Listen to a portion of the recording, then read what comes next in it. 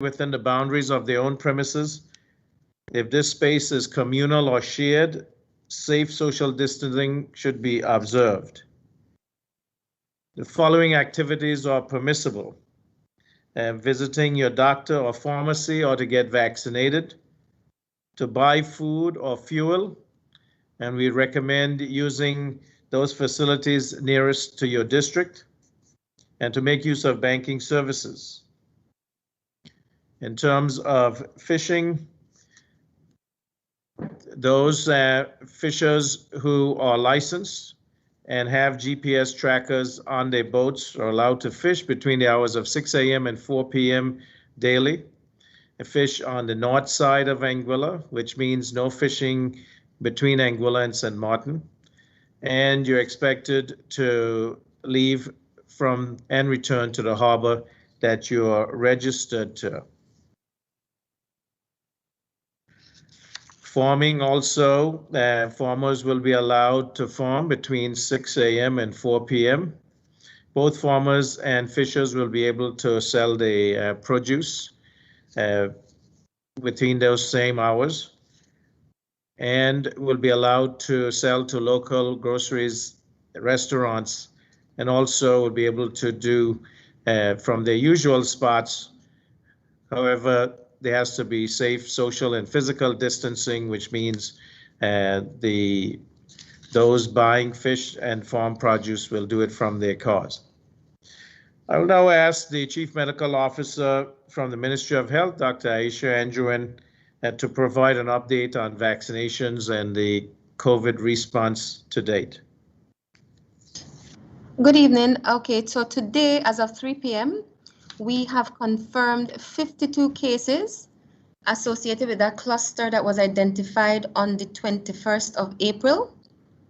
And that is after having screened and tested 900 persons. The cases consist of 47 adults and 5 children. And today's screening included an additional 20 school children who tested negative. At the time of writing, we have not had any hospitalizations or deaths, and all have been instructed to isolate. So we want to reiterate that those persons that have been instructed to quarantine and isolate need to strictly observe those instructions.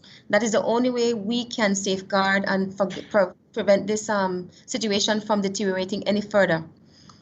As of note, this morning I got official communication from the World Health Organization that our category or status has been changed to cluster of cases, which means, and people keep asking the question, so I'll explain again, the cluster is defined as cases detected within the past 14 days, predominantly limited to well-defined clusters that are not directly linked to imported cases, but which are linked by time, geographic location, and common exposures.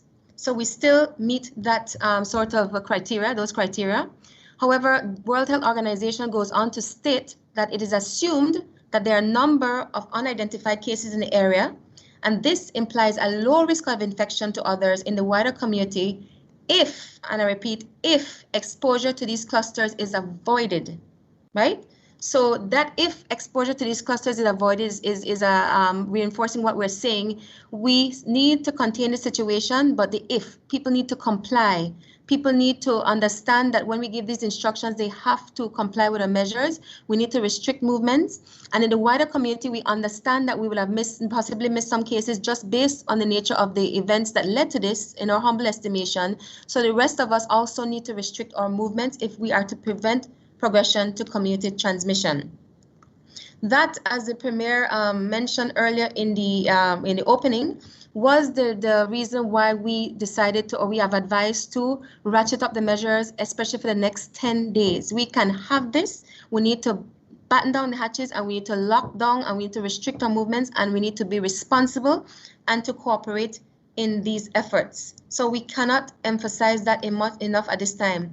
We have not declared a state of emergency. I'm begging people to act like it's a state of emergency. From a public health perspective, it is, right? Let's behave like we're under curfew, and let's be responsible. We don't need anybody to tell us that, right? This is critically important. That said, in terms of the vaccinations, and we have said that vaccines are the way out of it, I will share that we have done some quick and dirty assessments of cases that were persons that came in between the 23rd and yesterday, the 25th. Looking at a subsample, a subset of 500 and odd persons that were screened, we had 524 negatives and 100 positives. And of those, we're noticing, 524 negatives and 28 positives.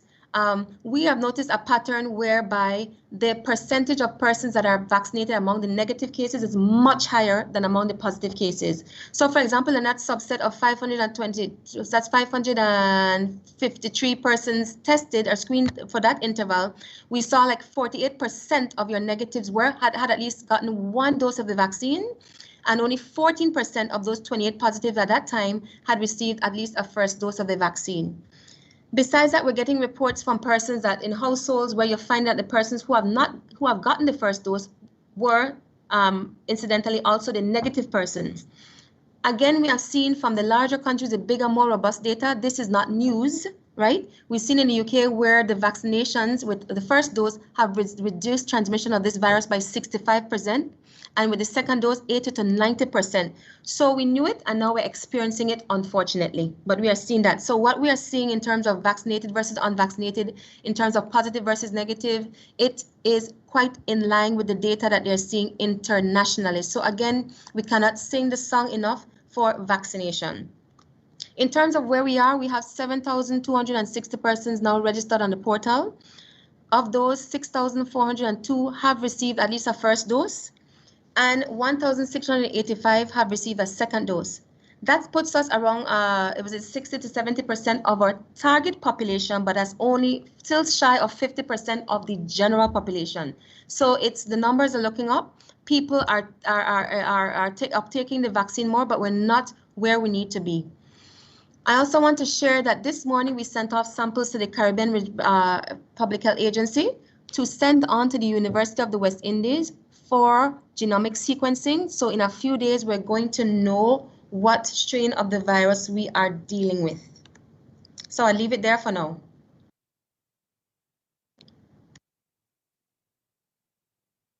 Thank you very much, Premier. I'm still in a room with some of my staff who are giving me some support on issues, so that's why we still have our mass social distancing.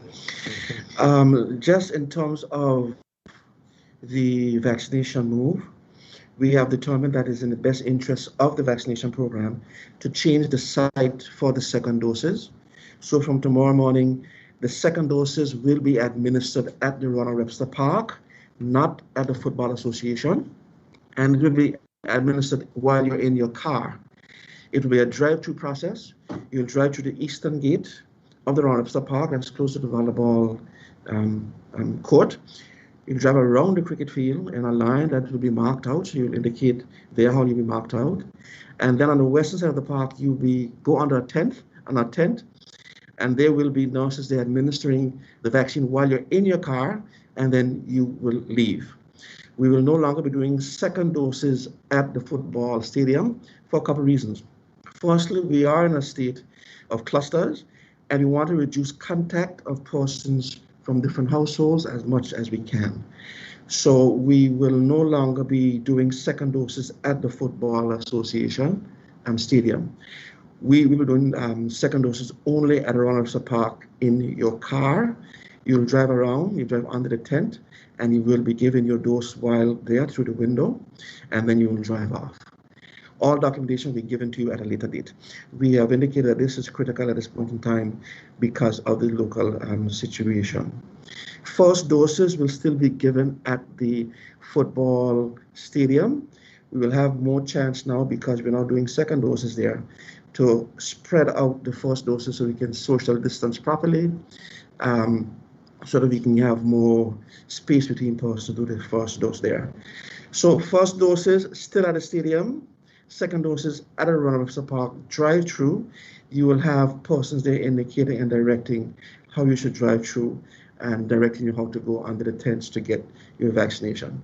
So as indicated before, this is in line with our drive to have persons not congregate, to have persons of different families not to mix, to have persons from different districts in the community not to mix, and to keep people moving rather quickly so that we can get the country vaccinated in a very safe way. Thank you very much, Premier. Thank you very much, CMO and PS. You stay around. We'll have question answer later. Right now, there was a question asked about construction. All construction will have to cease for the next until May 6th in the first instance. I'll ask the Commissioner of Police to speak to the surveillance and also enforcement of the regulations at this time. Thank you, Mr. Lynch. Thank you very much, Premier. Yes, since Friday, initially on Friday, we were gathering information and encouraging people who maybe hadn't either heard about the regulations or was not quite willing to comply with it. But from Saturday onwards, we took a much firmer stance. And on Saturday, we started doing vehicle checkpoints.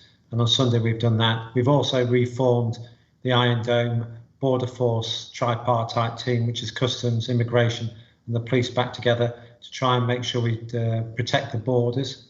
And we're just in the process, and hopefully tomorrow we'll have one of the boats back in the water, so we'll be able to intercept any boats that are moving around. And just to echo what the Premier said about fishing, it's only on the correct side of the island, and it's got to finish at a specific point in time, and the boat will be there to make sure that happens. But overall, my overall assessment of the situation was compliance by the public was very good at the weekend. We'd seek their support, but our role here is to make sure that we do encourage people to comply with these regulations, because as the Chief Medical Officer said, it is crucial to stop the spread of these diseases. If people do not, then we will take enforcement action and we'll encourage the court to process them as early as we can to make sure people feel the strong arm of the law and the sense of justice very early on in this process. Thank you.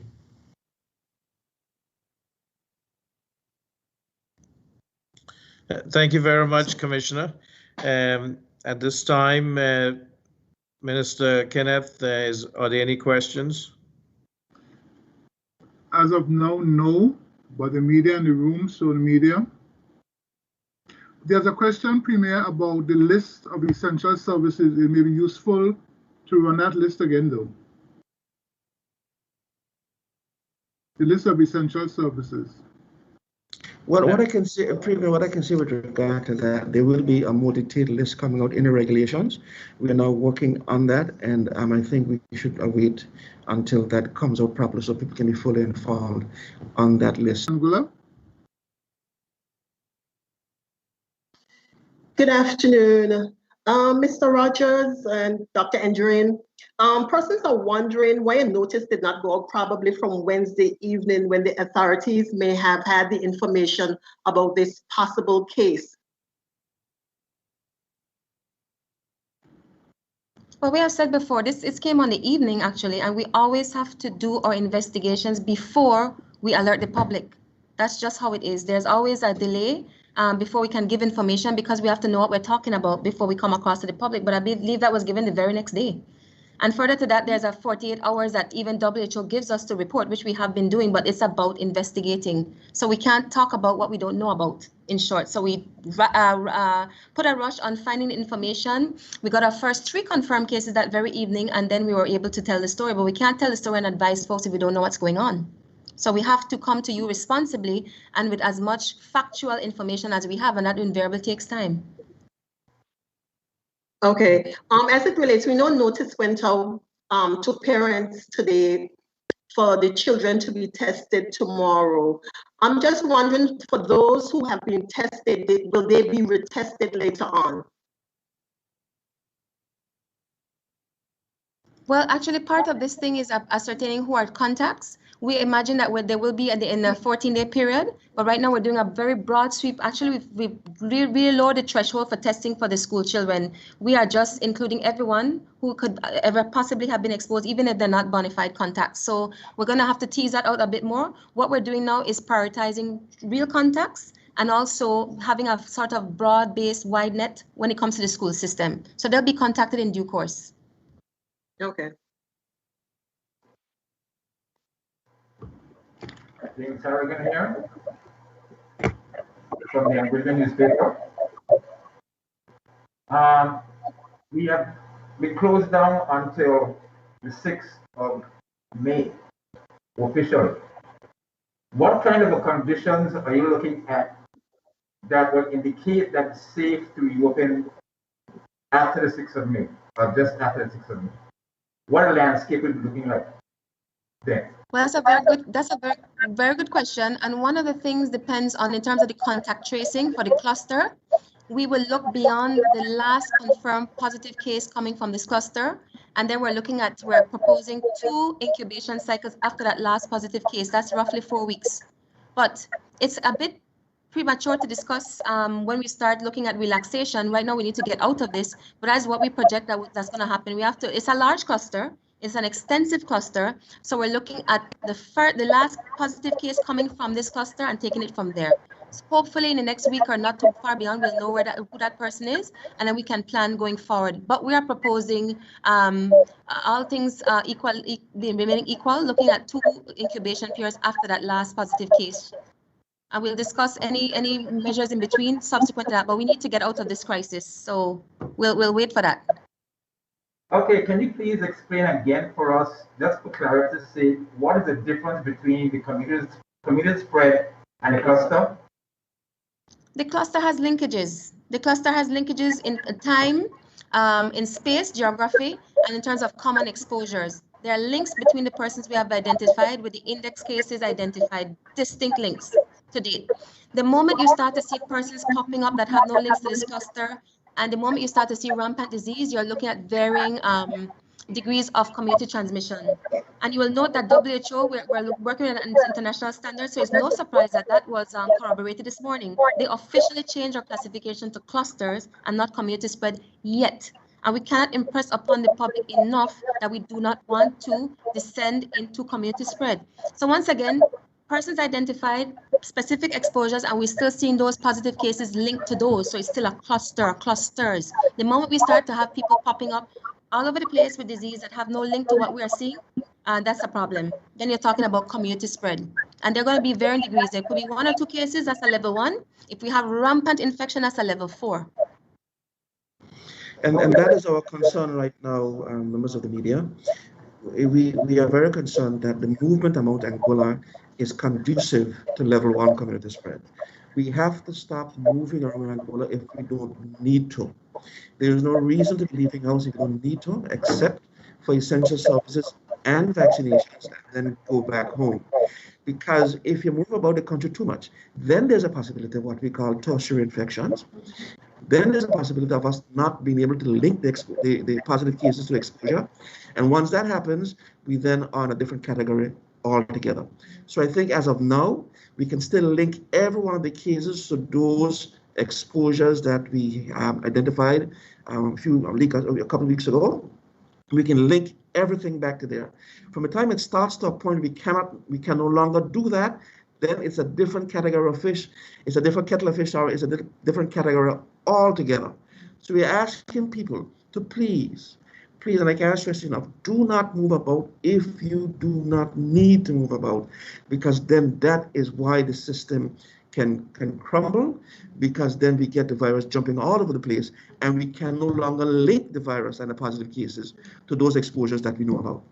And further to what the Premier has said, so the PS has said, make no mistake, this is a bad situation. We are on the brink. This is an extensive cluster. It's a cluster nonetheless. We're not going to hang on the semantics. We're fortunately not in that community spread categorization yet because it has repercussions internationally. Make no mistake, let us act like it's the community spread already. Let's act like it's a level 4. That's what I'm saying to you in practical terms. We're not there yet, but it's that precarious because of the extent of the cluster. If people move around, we're going to be in trouble, okay?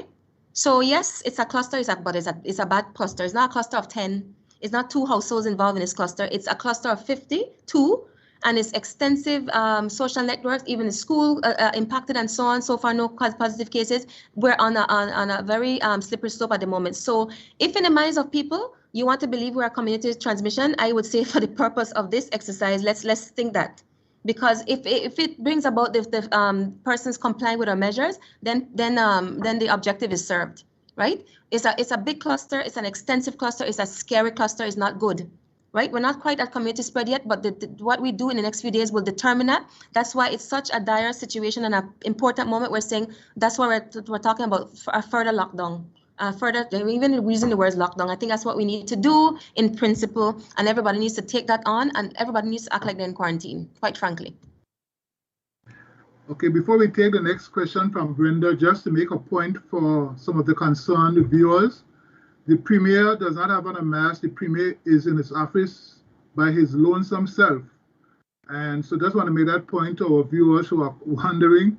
The Premier is in his office. All the IT guys are in their one office. So, yes. A question before we get to Brenda, to the Chief Medical Officer.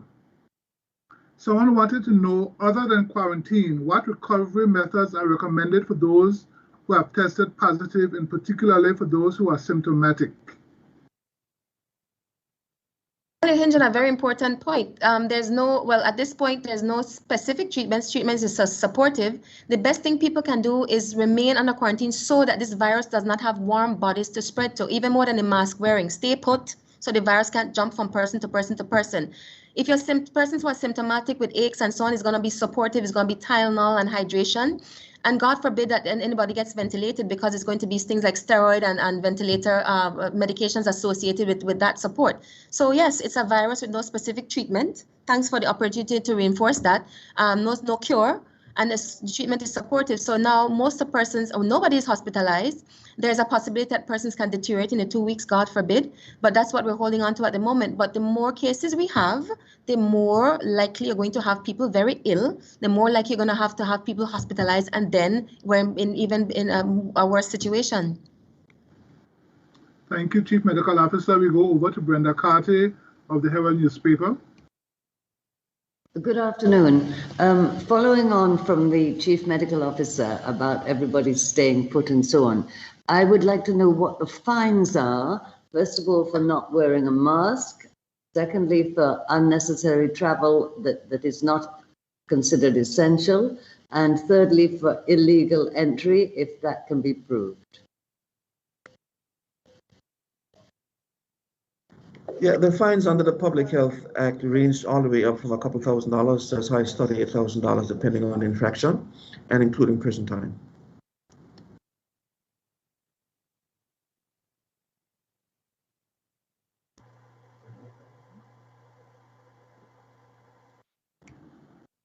Okay, thank you, Brenda. Are there any further questions? Mr. Rogers, some sense of ambiguity is there with the wearing of masks. You said on Saturday morning that from the time you leave your house, you should put on your mask. Is it necessary to drive with a mask even though you're driving alone? Mr. Harrigan, you know, I think there's a lot of technicality that people can bring into these issues, which is sometimes I wonder really what is happening. We are in the middle of a pandemic, and I think if people can find that the only thing they can make noise about is whether we wear a mask or not in a vehicle, I think it's a little concerning to me. I think what people should realize is that the issue of masks is a protective measure to ensure that if you are positive, you're not passing it to someone else, or that you're negative, you getting it is decreased. So I'm asking people to wear the mask. Whether a police is going to prosecute you for wearing a mask, not wearing a mask in a car or not, is questionable. They probably will not prosecute you. They probably can't prosecute you, but I think it goes beyond that. Let us understand what's happening here in Anguilla. We have 51 cases of a virus in a country that is 60 miles long and 3 miles wide. That is not the total number of cases in the country. The statistics will show us, and the WHO will show us, once you do surveillance, the numbers that show up in your surveillance cases is not the true number in your country. I can guarantee you, by tomorrow we're going to have more positive cases, because that's just the way this works. So once we get to the point where we start to bicker about whether wearing a mask in a car or not, I think it's besides the point. I think we need to ensure that we try to follow the rules and the guidelines. Once you're outside your house, wear a mask. If you're in a car by yourself and you want to wear a mask, wear a mask. If you're in a car by yourself, you don't want to wear a mask, don't wear a mask. I mean, it's gone to the point where it's getting so ludicrous that you wonder if people realize that we're in the middle of a pandemic. So I'm asking people to please stop hanging on these little intricacies and technicalities and understand it is a dire situation in Angola, and we have to come to grips with it and try to, as much as possible, to stop moving about the country, stop jumping from here to there, try to stay home as much as you can, only leave if you have to leave for essential services, and wear a mask as much as possible. Thank you. I ask that question is because I myself got a question recently about one exercising in his backyard, wondering if he should wear a mask. So that's why he said it's a sense of ambiguity in the sense that we don't know. But granted that the virus might be in the atmosphere, right? And it's safe, it's not safe to put on a mask. I'm not saying that. And I'm not condoning a person who don't put on a mask. But Angola is an age now with the rest of the Caribbean and the world, and the wearing of masks, we have proven is essential. But even exercising in the backyard, I think a mask is kind of uncomfortable, or is it necessary? I agree with you, and that's one of the reasons why we have never moved to this mask mandate until it was absolutely necessary, because we know the difficulties and the intricacies of masks. And that is why we have, for the last year and a half, have resisted the push. I mean, we have been pushed for wearing masks for the last year and a half. Literally being pushed at different levels, people in the community, people at different levels, and we did not do that because we know the difficulties of masks, and masks are the last point of resort. It is not something that you do, give yourself a sense of protection. But what I'm saying is, let us try to wear our masks as soon as we are off our premises or into the public to protect ourselves and other persons. And further to that, let's keep the principle of the thing that kept us safe and can still keep us safe with the quarantining, the border closure initially and quarantine thereafter. You need to prevent the warm bodies for the virus to jump from person to person. So even before that, just stay home as much as possible. And that if you go out, you wear the mask. But the main thing is to restrict the movements, even up to now. Okay, I have a question, and it relates to the whole concept of essential workers. This person looks after the elderly father who lives in a different location. The person wanted to find out, because they would have to visit their father at least twice per day. Would they be considered under the essential list of persons, or is there any special consideration being given to persons who have to care for others in different locations? Certainly, that is similar to that's a caregiver, similar to a healthcare worker. So yes, that's an essential function. What we'll ask persons, if you're going to be moving back and forth between your home and your father's home, just make sure that you follow the necessary precautions. But certainly, that person will be considered an essential care worker. The elderly in our community is critical for us to take care of them, and it's not everybody can have a person living in-house for the elderly parent 24 hours a day. It's just not possible. So yes, we will certainly accommodate persons who are moving to take care of their elderly persons. But we will ask that you do it very carefully, and we'll ask that we do it very responsibly. Thank you very much. So we go over to Dawn Hodge. Dawn? Hi. I have two questions. One is for the very hardworking health team. I really applaud you. And I just have one quick question for you and then one for the commissioner. In terms of the outbreaks on the island, is it fairly spread throughout the island, or are there pockets where there are more cases than others? Is it confined to particular areas, or evenly spread throughout the island? What we've noticed is a pattern linked to the exposure, not where people live, linked to the exposure over a few days. a few social events. So we're looking at that information. We're going to try to do some GIS tracking, and that becomes more important when if this thing evolves and gets out of control. Right now, we've been tied on with the contact tracing, to be quite honest. But right now, we've been seeing a link in terms of exposures more than geographic location. So we're not putting much stock in the geographic location right now because they're still linked to the cluster. But that analysis is coming as well. But what this is stark analysis is showing specific exposures and the exposures and link to those exposures. So that's the pattern we're seeing more than where people are located, the exposure to certain events. Okay, thank you. My second question is for Commissioner Lynch. I am so glad that you're on this conference because there are lots of questions swirling throughout the island about the source of the introduction of the virus to the island.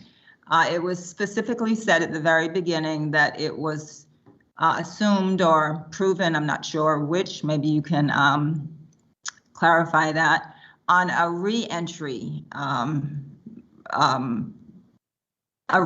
of a person or persons. And again, you know, this is a small island, a lot of speculation. I know that you can't address the who, but the what and the when and just circumstances surrounding the introduction of this virus to Anguilla. Could you speak to that? I can't really speak to that at this point in time. I think the question may be better answered by the actual health team than by myself. Well, that's right. That's fair because what we are stipulating is that based on our public health investigation. So let's back up a little bit. Many months ago, we had established, like several other Caribbean countries, but certainly for Anguilla, through the evolution of this crisis, that we knew that our biggest risks of importation would be from persons coming in and also from the borders, right? We knew that the border risk would be compounded by the Iron Dome sort of run out of resources, as we knew several months ago. Further to that, we know that in terms of the so-called bubble activities and the imported cases that we have confirmed, we are certain in terms of our contact tracing, we did not have any links with any persons involved and any persons who have been confirmed positive, no imported cases confirmed positive at all, right? So that there was that. There's also a background surveillance that is continuing and has predated COVID. There's communicable disease surveillance. So we have ongoing syndromic surveillance and we have sentinel surveillance in terms of persons that get admitted to hospital, particularly with severe respiratory symptoms. That has never stopped. We've tested those and so on. I say that to say we look for clusters, we look for persons with illness, so that if this was an insidious sort of thing creeping up, we should have seen that with the surveillance. We report to CARFA and international bodies every single week before COVID. That is ongoing, right? So those signals were not there. And that's something that we do all the time. And further to that, we also test persons going overseas. But there were two big arms in terms of where this could have come in. Further to that, we got confidential reports and reliable reports that, well, of course, we can't disclose who, that tied certain activities with what we were seeing. So we're not a law enforcement agency. Our objective is sort of to identify sources for the public health protection and the public health interest. And that is why we said it is most probable. These were clearly the two main risks of importation, and we had ruled out one. We knew the evidence that showed that would not have supported an insidious creeping up of this thing. We knew this is an acute explosion that tied into the sort of quote-unquote public health intelligence we were getting. And so we were convinced that it, and even the onward contracts and transmission were consistent with the reports we were getting. Again, not from a law enforcement perspective, purely public health, because we want to know where the virus is being introduced, because that's what we do. We protect the public health. We need to, if we need to address certain areas in certain ways, we need to address those things. And recall also that these so-called bubble activities, by and large, persons going back to the States are tested again. So they're testing out no identified linkages with known cases from the so-called bubble, and then the public health intelligence and the background public health surveillance that has been ongoing before COVID. So it was a constitutional thing that we can say with certain confidence, probabilistic speaking, for the sole reason of stopping anything like that from occurring or from propagating. So that's what we were saying. Mr. Rogers, you had already announced the new system for vaccinations for the second dose. A question came in concerning the testing at the Ministry of Health for students and staff. Can there be a similar drive-through procedure for testing to reduce the risk of transmission while hundreds wait to be tested?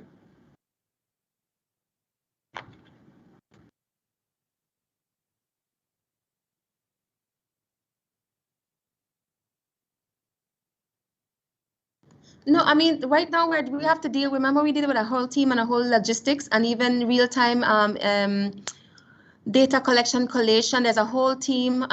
We have called control management. Thus far, the persons that are on the ground dealing with it are saying that they would rather operate as we have. It's been working well. There's also some screening going on at the hospital. So what we're doing in terms of considering a drive-through kind of mechanism is for the vaccinations. What we're doing for the screening, and it is winding down has been the folks on the ground are happy with the logistics. So there's a whole chain of logistics with the interviewing persons, with the data entry, the actual tests, the results, and also linking it to the surveillance team. And the team prefers to remain. And they're quite satisfied that it's working. And the social distancing and the crowd control is in effect, and mask wearing. Okay, thank you very much, Chief Medical Officer. Before we go to Brenda, we have on the line. Yes, good afternoon to you, class of Hammer here. In terms of the numbers, we are witnessing a steady increase, really. They're up now, 52. What happens if we continue trending upwards? That's the question I have for you. What will be our next step, in this process? Well, what we are seeing now is with the results of the contact tracing, there's a very important distinction to make. What we'd be more concerned about if it starts to link outside the immediate cluster, what we are seeing is not too surprising. The most important thing right now, if we maintain that link, it would be more worrying if we get outside the link, right? So steady increase, but you would have seen before, after the surge of the first couple of days, we actually have not been seeing, it's been like a slow trickle of fewer than 5 cases per day more. And sometimes what we say from 3 p.m. every day, sometimes we do get cases in the evening. So it's not really reflective of a surge the next morning. So you have to bear it in mind. Every time we say it's current up to 3 p.m., if we get a couple confirmations, then it will only be reflected on the next day. So we're watching it cautiously. And again, the most important thing for this is for persons to stay home, restrict movement and so on. We will know in a few days where the contact tracing is taking us. Right, but the most important thing is the nature of the exposure, and if we see it really move outside the cluster, that's going to be much more worrying than the actual numbers right now, which to our estimation in terms of the number, the proportion of the positives to how we are screening, not yet alarming. Right, the denominator is growing much bigger than the numerator at this moment, but we're definitely watching it. Okay. I'd like to add on that, before you, I'd like to add to that. That is why all the positive cases currently, and also all the other persons who have been asked to isolate and to quarantine, must isolate and quarantine, because we're asking them to stay put so that they do not ramp this up in a way that spread to other cases. So if it gets out of hand, like the Chief Medical Officer indicated, that's a whole different ballgame. But we're asking persons who have been asked to isolate, whether you're positive or not, because there's some persons who've been asked to isolate or to quarantine even though they're not positive because of the exposure. Some people will not turn up positive until a couple of days after. So we're asking persons, once you've been asked to isolate or quarantine, please isolate or quarantine and do not leave your homes. Now, the Ministry of Health, through the bubble, we were able to inspect every house. We were able to inspect the accommodations that people were staying in. And when persons showed up positive there, we were able to ascertain for certain that they were isolating properly. And some cases, these villas and so forth had security guards so people couldn't leave. In this case, we have over 50 persons in the community. We were not able to check their households. We can't, because certainly in the middle of a spread of disease, people are going to be home. So we do not know some of the conditions under which these persons are living. So what we are saying, please isolate. You will not have a security guard next to your house. You will not have a police in your yard to ensure you don't leave.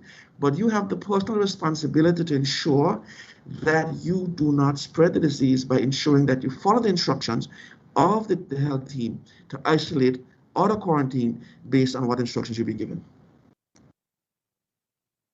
Thank you. So we go across now to Brenda and then Felicia.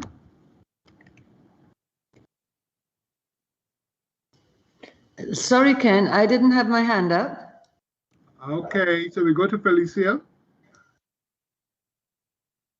Okay, just a couple of things, Dr. Endrim, and just seeking clarity on something when you gave the latest stats. You said 47 adults and 5 children, and then you said there are no positive cases in the school. The 5 children, aren't they going to school?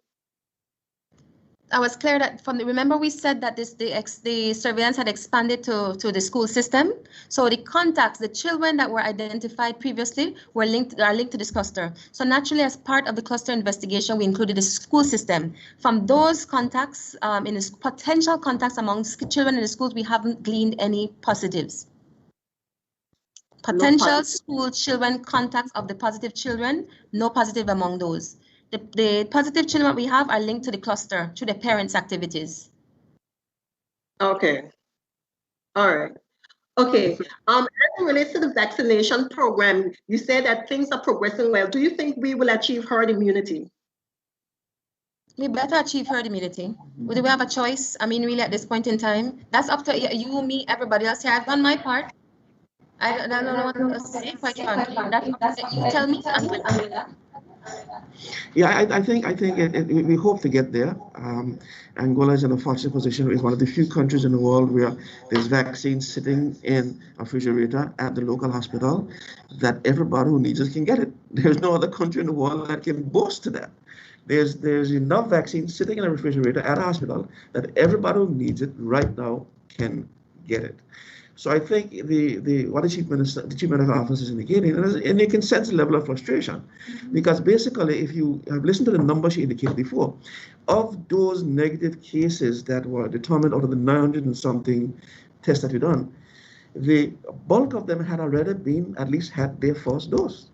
So the evidence is clear, and this is being seen all around the world. I mean, in England right now, because of the massive drive of vaccinations, the cases have dropped so precipitously that now COVID in the UK is almost being considered endemic. It's no longer considered a pandemic in the UK because it's at a level where it could be considered an endemic or normal.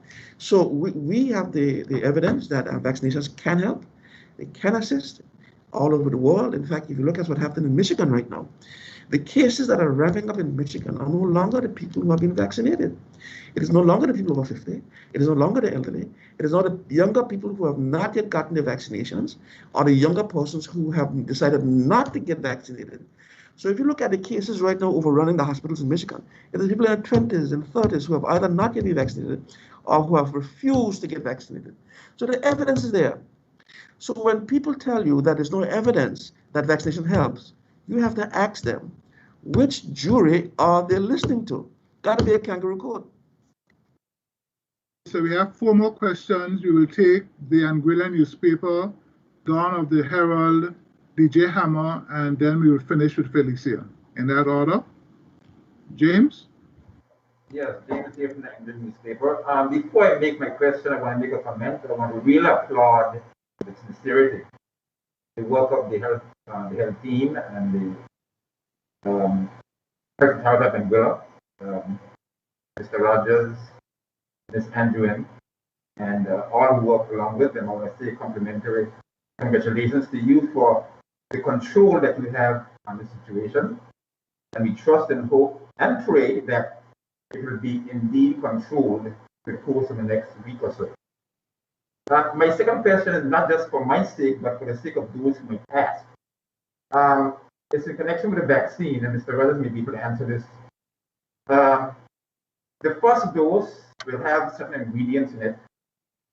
The second dose, is there a difference in the ingredients of the second dose and the first dose? Or are they the same ingredients? It's the same ingredients. Okay. Because the reason why I ask that is because sometimes we call it a booster. And I was wondering if there's certain enhancements to the second dose and the first dose. Maybe it's a redundant question, but I just wanted to know. No.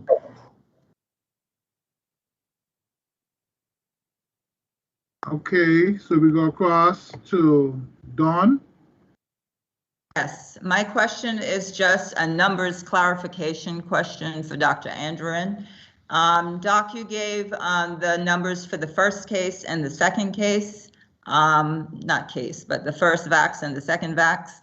The second vaccination numbers, are they included in the first vaccination numbers or are they in addition to? Because if you do the math, of the first and the second, it comes up to 8,087. Should I be adding the first vaccination and the second vaccination, or is the second vaccination included in the first?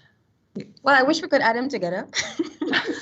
But no. So they're not. Okay. That's And all I thanks for the wanted to know. easy question. Thank you. But no, the first dose, the 6,000, let me tell you, 6,402, that's Right. everybody who had got Yeah. the first dose, right? And Right. of those, 1,685 had had a second dose. Okay, of those. All So we right. got them Thank you. together if you want. All right. Thanks. Felicia? Hi. Just continuing on from what Mr. Rogers was speaking about, saying the numbers are there and so forth. But at the same time, I know persons would want to take the vaccine, but again, persons are reading about the blood clotting. We know a number of EU countries put a halt to it. So the concern is there. Persons just want to know the information.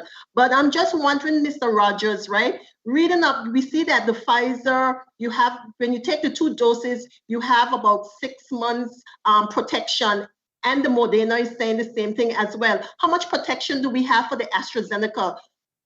Will we be required to take a booster shot? No, actually, they're both. I mean, in terms of projecting how long you have immunity, nobody knows for sure. What they're saying for everyone is that it's a minimum of 6 months, it's probably more, and only time will tell. And there's a possibility that we'll need a booster, and if we need a booster, it's likely going to be for all of them. But the truth is that compared to the pandemic with people dying, this is the best way out. It's likely going to be more than 6 months for all, right? So time will tell, and that is the verdict is out for all the vaccines because they've just been introduced, less than a year. So they're projecting and saying it's going to be at least 6 months, is most likely going to be more, but that's the same for all. And maybe a booster, we'll see, and we'll deal with that when the time comes. But I think all will agree. I know we're feeling it for ourselves. I mean, what's worse? I mean, is this what's warranted? This is much worse in being in this pandemic than any consideration of having to take a booster later on or not. So let's just keep things in perspective. I'd also like to keep one second, Minister. I'd like to also keep the risk in perspective. The risk of these issues with the vaccines are so minuscule compared to everyday stuff that people do. Regular taking of a contraceptive, regular jumping on a plane and flying for 4 or 5 hours, regular having a normal surgery, doing even getting COVID. The risk of these activities are millions and hundreds of thousands of times greater than taking the vaccine. So I think why the risk is there, the benefits certainly outweigh the risk. And if you consider the risk of 4 in a million, which is 0.00004% for the first dose only, right? When you consider that risk, as opposed to getting a blood clot, if you get the coronavirus, it's almost up to 40%. The risk of getting these blood clots after contracting the coronavirus is almost up to 40%. So when you look at these things, you have to take these things into context and understand what you're reading and understand what people are saying. So when the risks are certainly there, but the benefits outweigh the risks, then you understand why it's so important to take the vaccine. So when you have a 0.00004% of getting a blood clot because of AstraZeneca, which is 4 in 1 million, Angola doesn't have 1 million persons in the population. Angola basically has almost 14,000 people in the population. So when you work that back to understand the risk of getting this in Angola, it is almost zero. Thank you. We got question DJ Hammer. Our final question. Yes, and okay. Good afternoon to you again. Now, I received a call from the farmers a while ago, about the 4 p.m. cutoff time. Yes, and that is their concern. Some of them are saying that they work through the day and it's best to water in the afternoon time. So that's a concern, folks, that we are getting from the farmers. Another concern that came in a while ago too is the updating of the COVID-19 website. They need to have it updated as well. They're saying for Angolans overseas, it's a vital source of information, and they're saying that it was last updated about April 12th. All right, so take note of that, please. All right. Thank you very much, DJ Hammond. we're going to wrap up with some closing comments at this point in time. We'll start with the Commissioner, followed by the Chief Medical Officer, then the PS, and we end with the Premier. Mr. Lynch, Commissioner. Yeah, no, I'd just like to thank you for inviting me onto the news conference. I just echo the message really, the Chief Medical Officer and also the Director of the Ministry of Health, protecting each other rather than enforcement, and very much about just taking big sensible actions, stay away from each other whilst we can, and remember the message about wash your hands, cover your mouth, and try and create space around you, and then people will be safe and get vaccinated. It's not so much about prosecution, this is about getting vaccinated and wash your hands, cover your face and stay away from each other for the next few weeks and whilst everybody gets vaccinated. Thank you very much. Thank you very much. I'll speak for both myself and the Chief Medical Officer. We are both tired and drained right now. What I will say is, yes, we do understand the issues of the 4 o'clock, but we have to understand that this is an existential threat to us right now. We are trying to do this in a measured way.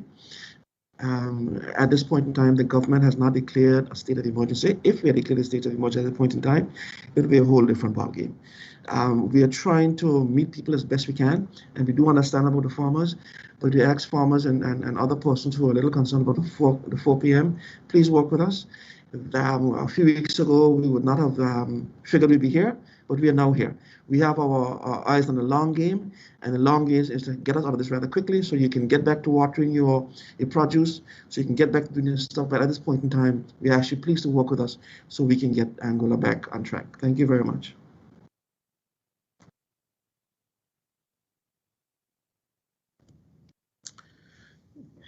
I'd like to, thank everyone for participating and coming out. The Commissioner of Police, the Chief Medical Officer, Permanent Secretary in Health, Ministers of Government, Ministerial Assistants, the media. Ladies and gentlemen, this is a time when we have to prove who Anguillian is and what is Anguillian. We are,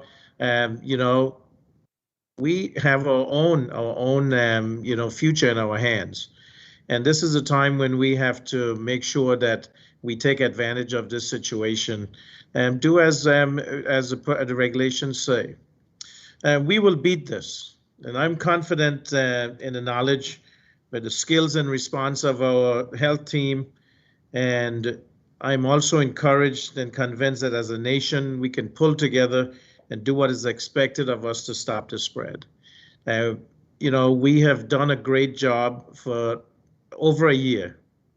This has happened, and we have to stop it in its tracks. Otherwise, this can wipe out a population. But as I said, my hope, my confidence is that we will beat this as a people, united together in one accord. And the word is stay home. Follow the hygiene practices. Wash your hands, cover your cough, avoid people with flu-like symptoms. Don't public gather, get vaccinated. This is what we can do as a people to get past this, to beat this. I know we can, and I know we will. So I want to, thank the fire service yesterday and persons who honked their horns and the sirens, showing solidarity with the health team. This has been a yeoman's task to get us to this point, and the testing, the surveillance, the monitoring, the vaccination. This is what will help to get Anguilla safe, immune, healthy, get us back on track. So I'm asking and pleading that we continue to do what is right, and that is encourage persons. If you have symptoms or if you have concerns, call the COVID-19 hotline, and that is 476-7627 or 476-SOAP or 584-4263, 584-HAND. Visit the Facebook or the website at www.beatcovid19.ai. And if I haven't begged enough, pleaded enough, and I haven't made it clear enough, I'll say stay at home, wear a mask, refrain from gatherings, vaccinate, and follow the protocol so we can find our nation recovered from this spread. May God bless you, and may God continue to bless Anguilla. Thank you. And the next one of these is 3 o'clock tomorrow afternoon on Tuesday. Thank you.